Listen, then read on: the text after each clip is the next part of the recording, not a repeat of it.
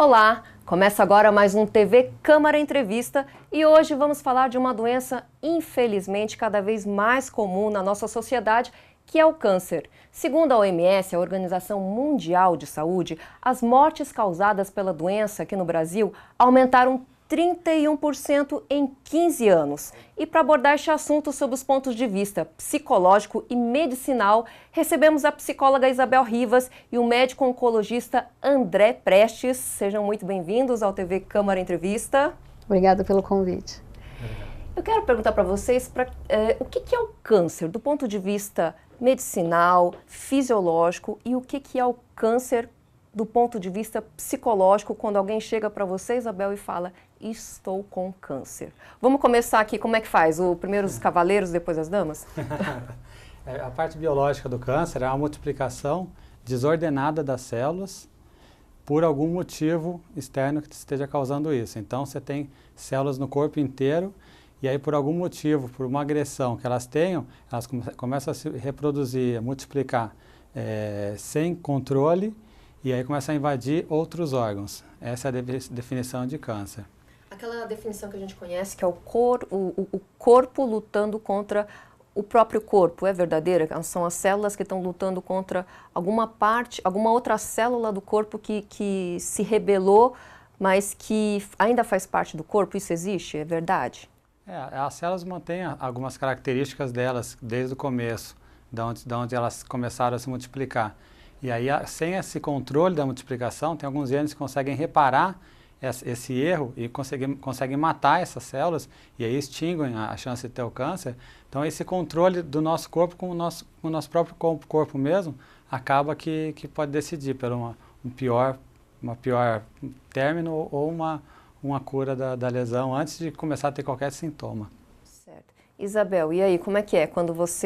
O que é o câncer pelo aspecto emocional e psicológico de um paciente? Esse é um assunto que ainda gera muito tabu, né? Então, mesmo com uma variedade muito grande dos tipos de cânceres e com o avanço da medicina, onde existem tratamentos, cura, para o paciente sempre o primeiro impacto é de um luto antecipado, né? A palavra câncer significa morte, ou pelo menos o coloca em contato a pensar sobre isso. Então, quando nós recebemos o paciente com câncer, ou mesmo familiar, né? Muitas vezes é uma pessoa que está lidando com câncer na família, que precisa entender melhor como que vai lidar com isso. Então, um acolhimento nesse sentido, para entender o que realmente está acontecendo, qual que é o prognóstico, trabalhar esse estágio de luto antecipado, porque ele pode ou não acontecer, né? Certo. E o câncer, André, o câncer, ele é adquirido, ele pode ser evitado por fatores, práticas pessoais de cada pessoa, ou ele é genético? Sim, eu sou oncologista clínico da parte dos adultos, né? Então, nos adultos, sim, a maior parte é adquirida. A menor parte é de origem genética, em torno de 10 a 15% aí. Então, geralmente, a gente consegue evitar, na maior parte das vezes, principalmente em torno de 30% dos casos, a gente consegue evitar somente tendo uma alimentação saudável, fazendo exercícios físicos, mantendo o seu corpo bem, sem ter obesidade, isso aí já consegue prevenir 30% a chance de ter o câncer. Então, geralmente o câncer é adquirido sim e tem algumas formas de tentar evitar. 30% é um número... É um número elevado. Bom, alto. E essas práticas que a gente ouve falar, tipo, uso de micro-ondas, consumo de carne, conservar alimentos em potes plásticos, anticoncepcionais, que a gente estava aqui conversando nos bastidores, esses fatores, eles podem realmente causar câncer ou é mais mito, a gente não precisa se preocupar com isso? Como eu falei, assim, o câncer é de várias partes do corpo, então cada parte tem, tem os seus fatores que agravam mais a chance de você ter. Então, principalmente a parte de embutidos, enlatados, com certeza aumenta muito a chance de ter um tumor, principalmente de intestino, né? Então, você se alimentar de uma carne que não é manufaturada, uma carne direta do boi, sem contar com a parte da alimentação do boi e da vaca, que pode ser prejudicial também. Então, a gente tem que pensar que a parte de gordura e a parte desses enlatados embutidos fazem mal, principalmente para o tumor de intestino. anticoncepcional, aí depende da carga de hormonal, pode ter chance de você ter um câncer de mama, um câncer de endométrio, que daí são relacionados à parte hormonal. Então, cada parte do organismo vai ter um fator que vai agravar mais ou não. O micro-ondas, o que você acha? Eu acho assim, eu evito, não tem muito estudo falando que realmente é isso que vai causar o câncer, mas eu evito ao máximo, eu tento ferver o leite, essas coisas, mesmo na chaleira, no fogão mesmo. Eu tento evitar, mas eu uso também. Eu estou vendo no meu dia a dia, assim, eu estou vendo que a gente está precisando retornar, às vezes, algumas práticas que a gente já tinha, mas pela modernidade a gente foi adquirindo uns novos hábitos. Então eu ouço muito falar em voltar justamente a aquecer a comida no fogão, a voltar à prática de cozinhar mesmo, a gente voltar e preparar os alimentos, gastar tempo, coisa que a gente tem pouco hoje, a preparar os alimentos, voltar a investir nessas coisas. Por exemplo, a gente estava falando do uso de anticoncepcional, alguns anticoncepcionais, eles não sei se são bem anticoncepcionais, alguns remédios que impedem a menstruação, impedem a evasão daquele sangue. E eu tenho ouvido falar muitas coisas assim que a gente precisa parar com essas modernidades e tentar voltar à vida mais simples e mais primitiva. O que você acha sobre isso? Eu concordo, em partes. Atualmente tem muitas formas de você tentar evitar a menstruação, evitar ter filhos. E eu acho que no mundo atual a tendência é as mulheres tentarem evitarem ao máximo ter filhos, por estar mais imersas no trabalho e pelos custos que existem. Então, eu acho que isso daí deve ter algumas tecnologias da parte dos ginecologistas, das indústrias, que tentam minimizar isso daí. Mas acho que quanto mais natural possível, eu concordo, para tentar evitar, principalmente o câncer ou qualquer outra doença psicológica, psicossomática, talvez se tentar ser o mais natural possível, ajude. A gente precisa buscar o equilíbrio também, né? Porque de repente uma preocupação excessiva, algumas coisas são um caminho sem volta. Por exemplo, nós temos torres de celulares que transmitem ondas. Então, algumas coisas estão no seu controle. Eu faço a opção de não ter e não utilizar um aparelho de micro-ondas em casa, ou não usar recipiente de plástico que tenha, né, que seja feito daquele tipo de plástico que hoje já se sabe que pode causar o câncer. Mas a gente está exposto a uma série de fatores, né? A própria luz solar hoje em dia já é uma luz mais perigosa. Então, até do ponto de vista emocional, essa tentativa de controle às vezes pode reforçar muitas neuroses, né? A gente começa a ficar meio louco, com medo de coisas que não vão acontecer, que não estão acontecendo, numa tentativa desenfreada de controlar algo, né? Que a gente não tem controle. Então, assim, que é a nossa vida, a nossa qualidade de vida. Então, o ideal é que a gente tenha um equilíbrio e que a gente foque naquilo que está ao nosso alcance. Como comer melhor, fazer atividade física, visitar o médico regularmente, fazer um check-up de rotina, né? Porque a gente sabe que todo tipo de câncer, quanto antes ele é diagnosticado, ele vai ter uma chance maior de tratamento e cura. Então, não adianta a gente também querer transformar, né, entrar numa neurose para mudar tudo, então, né? Voltar assim a um tempo, algumas coisas nós não vamos conseguir fazer, né? Mas focar naquilo que está ao nosso alcance. E talvez isso também diminua a carga de estresse, porque são tantas fontes de estresse que nós temos, ainda tem que pensar, né? Se o desodorante tem alumínio, se o anticoncepcional tem... Né? A gente fica mais doido ainda, né? Então... Estando bem emocionalmente, fisicamente, psicologicamente, você estando bem, se alimentando bem, fazendo exercício, vai ter os fatores que vão diariamente vão estar atingindo o nosso corpo. A gente vai estar mais apto para combater isso daí. E o estresse? O estresse, ele realmente influencia? Ele pode, não sei, ser um fator facilitador de câncer na vida das pessoas hoje? O que você, como médico, oncologista, você como psicóloga acha? Sem dúvida nenhuma, né, Isabel? Sem dúvida, o estresse acaba diminuindo a sua imunidade e a gente sabe que os novos tratamentos que estão sendo desenvolvidos é para isso mesmo, é para a gente fortalecer o nosso sistema imunológico, para o nosso sistema imunológico mesmo combater o tumor. Então, a gente tendo a nossa imunidade boa, a gente consegue combater mais o câncer formado ou antes de formar. Então, você estando bem psicologicamente, não tendo estresse o mínimo possível, que eu acho que é difícil não ter, né? mas tendo o mínimo possível, com certeza você vai ter menor chance de desenvolver a doença. Acho que é importante aprender a lidar com o estresse, entender que estresse é algo natural, é algo que nós vivemos e que o nosso corpo foi feito para se estressar, porque sob estresse a gente também tem uma resposta melhor aos eventos de adversidade, aos desafios. O estresse tem o seu lado positivo, a gente o usa a palavra estresse ele é ruim. positivo, né? Então eu preciso abraçar esse estresse e olhar o que está acontecendo com a minha vida. Então o gerenciamento do estresse, o gerenciamento da energia, como a gente lida com as coisas do nosso dia a dia é muito relativo. Aquilo que causa estresse em uma pessoa não causa na outra. E tem pessoas que veem tudo de forma muito negativa ou muito difícil, né, ou muito complicado. E aí isso sim vai fazendo com que ela não tenha períodos de descanso. Então a gente tem uma situação que causa estresse, você tem aquele pico de estresse, você precisa conseguir resolver, você precisa conseguir aceitar quando você não resolve. E aí baixar isso, né? Quando a gente fica com a resposta fisiológica do estresse é que vai aumentar a cortisol, diminuir sua imunidade. Então a gente tem que conseguir descansar, entregar, aceitar aquilo que a gente não pode mudar, né? E aí é assim que nós vamos aprender a lidar com as coisas do dia a dia.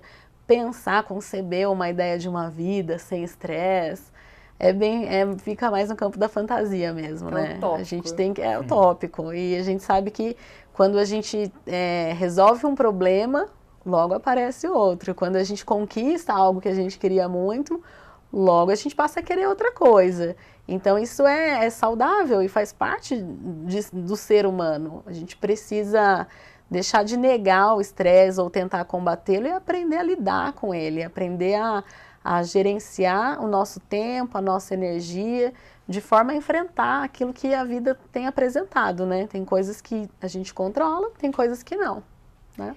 Recentemente a gente teve um caso do jornalista Marcelo Rezende, que foi diagnosticado com câncer, mas depois de um período até meio curto de tratamento, ele disse que ele ia deixar o tratamento convencional.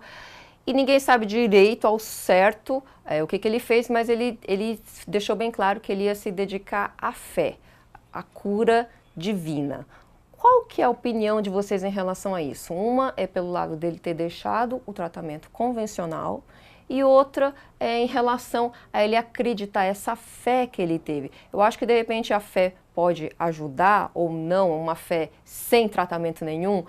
Como é que fica isso? Como é que você como médico e você como psicóloga encara uma situação como essa? Como médico é difícil essa abordagem. Em torno de 80% dos pacientes, quando eles têm o diagnóstico de câncer, eles buscam a opinião do médico para o tratamento convencional e eles buscam, 80% chegam a buscar o tratamento alternativo. Desse em torno de 40%, eles acabam fazendo esse tratamento alternativo, junto ou não com o convencional.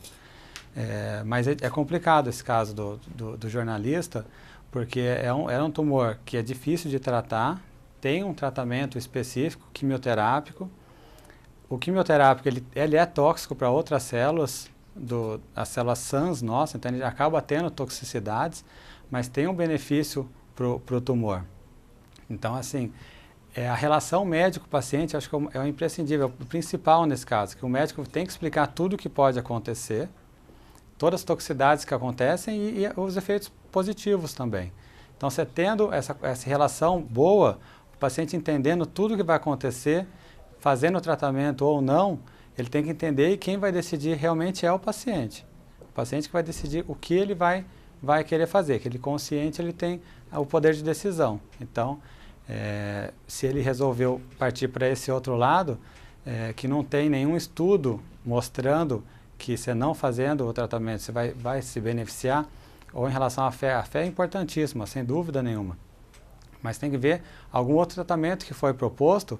Esses tratamentos outros propostos alternativos, eles não têm estudos. Eles não passavam pela fase pré-clínica, fase 1, fase 2, fase 3, que é testado a toxicidade, qual a dose melhor e se ele está tendo efeito melhor do que o placebo ou efeito melhor do que o principal tratamento para aquilo. Então, se você não tem um estudo científico para isso, não tem como você concordar com um tratamento desse. Entendeu? Mas quem resolve é o paciente. Ele tem que entender o que está acontecendo, tá? O médico tem que explicar tudo para ele, tem que entender e aí ele vai acabar decidindo pelo que ele quer fazer. A fé é extremamente importante no enfrentamento de qualquer adversidade, seja o câncer ou qualquer outra situação que a pessoa esteja passando, né? Independente de religião, o fator fé é importante porque coloca aquilo que a pessoa está vivendo dentro de um senso de propósito. Então, eu vejo no meu dia a dia de consultório que as pessoas que têm alguma fé, que processam, né, que professam alguma fé e que realmente investem na sua espiritualidade, elas têm uma gama muito maior de recursos no enfrentamento de situações. Então, nesse sentido, é que a fé vem e traz um significado para coisas que muitas vezes o médico não vai conseguir explicar, o psicólogo não vai conseguir explicar. E assim, no caso do jornalista Marcelo Rezende, as pessoas falaram, né, nossa, olha, ele abandonou tudo para Deus curar ele e Deus não curou, porque ele morreu. Mas será que não curou? No que ele acredita? O que será que ele acredita que era a cura dele? O que será que ele acreditava para onde ele vai? Ou qual que era o propósito dele? Ou o plano espiritual que algo maior tinha para ele? Então é muito relativo e muito pessoal. E dentro de qualquer abordagem isso tem que ser respeitado, né? Seja na equipe multidisciplinar, sempre vai ser respeitado aquilo que faz sentido para o paciente. No ponto de vista emocional, quando a pessoa decide abandonar tratamento, a gente tem um olhar um pouco mais cuidadoso para entender se aquilo não é fonte de um desânimo, de uma depressão, né? Se é realmente uma escolha consciente, vou deixar de fazer isso ou não vou mais passar por esse tratamento invasivo ou doloroso para fazer alguma outra coisa, baseado em que a pessoa está tomando essa decisão. É pela fé mesmo, ela vai tentar algo paliativo ou alternativo, qual que é o propósito disso dela, qual a emoção, o que está por trás, é um cansaço, é um desânimo, é uma depressão? Aí, entendendo isso, a gente pode fazer uma abordagem para resgatar aquilo que a pessoa está vivendo, que pode ser uma dificuldade, e ela rever. Certo. Ou não, mas sempre a decisão vai ser dela. Na experiência de vocês, uma pessoa apegada à fé, ela tem uma evolução, uma cura, um caminhar rumo à cura melhor, ela se desenvolve melhor do que uma pessoa que está desanimada, que já entregou os pontos, que está cansada, que está abatida? Sem dúvida nenhuma. Eu tenho um adendo, eu tenho um paciente que, inclusive, ele é de Aparecida e ele tem muita fé e tinha um tumor bastante grave de esôfago. Eu fiz um tratamento convencional que a gente faria e sabia que a chance era pequena de ter uma excelente resposta e para minha surpresa, quando a gente veio ver a endoscopia depois do tratamento, ele não tinha mais nada de câncer. Então, eu acho que o tratamento convencional com certeza ajudou, mas se não fosse a fé dele e essa parte emocional dele fortalecida, com certeza acho que não teria um resultado tão bom como foi. Na parte neurocientífica já existem estudos que mostram o funcionamento do cérebro de maneira diferenciada nas pessoas que se declaram, né, ter fé. Então existe realmente um funcionamento químico diferenciado em termos de ânimo, de dopamina, noradrenalina, desses hormônios que realmente ajudam a proporcionar cura. Então existe também uma questão fisiológica até quando nós tratamos questões de crença, de fé. E na prática eu falo, fé não tem nada que você possa confrontar do que um testemunho de uma vida transformada. Então a pessoa vai lá e diz que foi curada na igreja, ou diz que foi curada numa campanha de oração, ou algo que ela colocou diante de Deus, ou daquilo que ela acredita, e sumiu, né? Então assim, vai dizer que não? Então é muito pessoal. E você não tem como confrontar aquilo que você vê que está ali diante dos outros. Os médicos acho que vivenciam muito isso, né? Nossa, eu não sei explicar como isso aconteceu, então, né? Mas está ali, aconteceu. Então acho que o testemunho de uma vida transformada ou de uma cura recebida é o que valida mais do que qualquer opinião que a gente possa ter ou qualquer ideia de estudos neurocientíficos, etc. Você passa por situações assim que você fala, nossa, sumiu, foi curado. Esse caso é uma situação assim. A gente vê aqueles pacientes mais abalados, mais depressivos, que até percebem, entendem o tratamento, fazem o tratamento, mas eles não vão tão bem como aqueles que estão mais fortes em relação à sua fé, em relação ao seu ânimo. Esses pacientes eles têm mais toxicidade que o tratamento, a gente não consegue fazer os ciclos de acordo com como tem que ser feito, então o tratamento já não é tão perfeito, a gente não consegue terminar. Os outros que estão melhores, mesmo você fazendo uma quimioterapia que a gente sabe que é muito tóxica, eles têm muito poucos efeitos colaterais. E a gente consegue fazer o tratamento e consegue ter um êxito maior. E tratar essa questão da fé no aspecto emocional é importante também, porque às vezes uma situação como essa, de uma doença grave como o câncer, coloca a pessoa numa crise de fé. E isso abala o emocional dela. Poxa vida, por que eu estou passando por isso? Será que eu estou sendo castigado? Começam a aparecer outros questionamentos. Então não tem como você fugir disso, né? Numa crise de fé, ela pode se desanimar, deprimir e piorar o quadro. E não conseguir, não ter uma resposta adequada, não ter uma adesão bacana ao tratamento. Então não tem como você tratar. Quando a gente fala de câncer, a gente está, de alguma maneira, trazendo o assunto morte para perto da pessoa, para perto daquela família. E aí, quando a gente fala de morte, não tem como você pensar naquilo que transcende o que a gente conhece. Então, de alguma maneira, a gente vai ter que entender a espiritualidade daquele paciente, como ele lida com isso, como ele vê, porque isso vai influenciar, assim, tanto na aderência dele, né, numa boa adesão, como realmente no enfrentamento de todas as dificuldades. E isso é que vai fazer com que ele consiga cumprir o cronograma de tratamento dele, enfrentar todas as dificuldades, fazer tudo que ele tem que fazer para ganhar essa batalha. Ou seja, a fé só faz bem. Faz bem para o lado fisiológico do corpo da pessoa que está em tratamento e faz bem para o lado emocional também, seja qual for a fé da pessoa. E a gente está aqui num papo super interessante sobre fé e cura do câncer. A gente ainda vai falar muito mais sobre câncer no próximo bloco. O TV Câmara Entrevista vai dar uma pequena pausa aqui. Eu estou conversando com a Isabel Rivas, que é psicóloga, e com o André Prestes, que é médico oncologista aqui em Jacareí. Mas daqui a pouco a gente volta, não saia daí. O TV Câmara Entrevista volta em instantes.